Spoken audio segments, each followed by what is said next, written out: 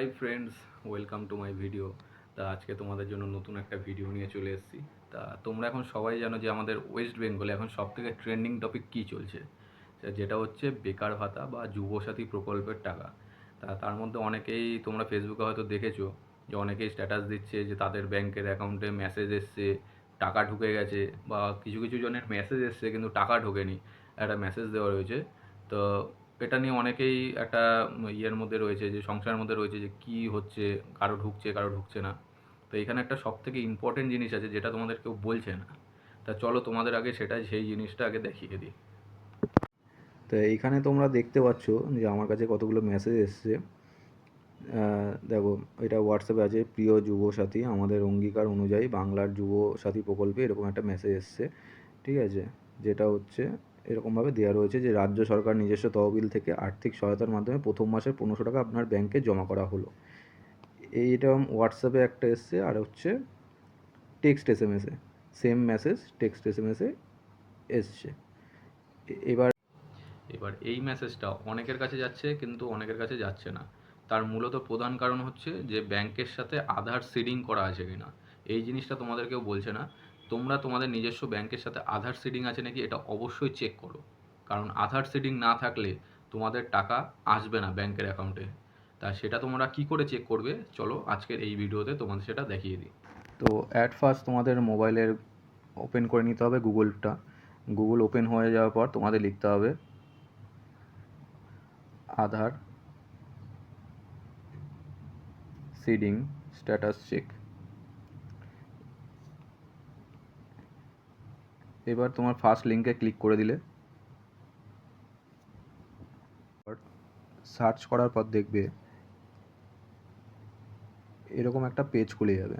তো এই পেজটা খুলে যাওয়ার পর তোমরা এই নিচের দিকে স্ক্রল করবে।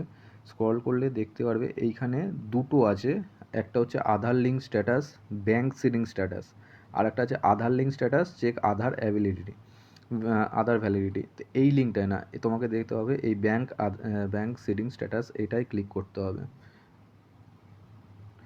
এটাই ক্লিক করে দেওয়ার পর কন্টিনিউ করে দেবে। এইখানে তোমার আধার কার্ড দিয়ে আগে লগ ইন করে নিতে হবে। এখানে আধার কার্ডের নাম্বার আর ক্যাপচা দিয়ে তোমাকে লগ ইন করে নিতে হবে। লগ ইন করার পর তোমার কাছে ওটিপি আসবে।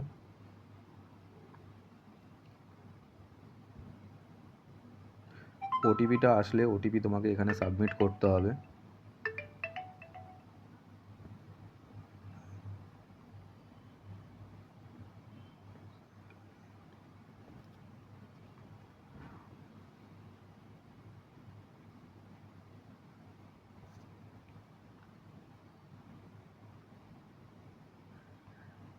কন্টিনিউ করে দেওয়ার পর এইখানে তোমরা দেখতে পারবে bank seeding status. Log in হয়ে যাওয়ার পর এই জায়গাটায় দেখতে পাবে ব্যাংক সিডিং স্ট্যাটাস।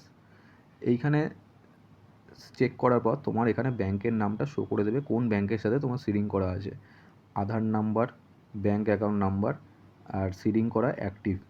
তো তোমাদের প্রসেসটা দেখিয়ে দিলাম, এটা হলো প্রসেস। তোমরা তাড়াতাড়ি গিয়ে তোমাদের যে কোনো স্মার্টফোন থাকলে, ঠিক আছে, সেখান থেকে তুমি চেক করে নিতে পারবে। তাড়াতাড়ি গিয়ে চেক করে নাও তোমাদের ব্যাংকের অ্যাকাউন্ট, যেটা তোমরা ফর্ম ফিল আপের সময় দিয়েছিলে, সেই ব্যাংকের অ্যাকাউন্টটা ওখানে সিট করা আছে নাকি, আধার সিট করা আছে নাকি। যদি না থাকে তোমাদের কাছে টাকা কিন্তু ঢুকবে না। তা ওয়েট না করে তাড়াতাড়ি মানে এটা চেক করো। আর যাদের সিডিং করা নেই বা যাদের অন্য কোনো অ্যাকাউন্ট সিডিং করা আছে, তা আমি নেক্সট একটা ভিডিও পরের পার্টে দিয়ে দেবো, কী করে সিট করবে সেই পার্টটা আমি নেক্সট ভিডিওতে চলে আসবে। তোমরা তখন সেটা চেক করে নিতে পারবে। চলো টাটা, বাই বাই।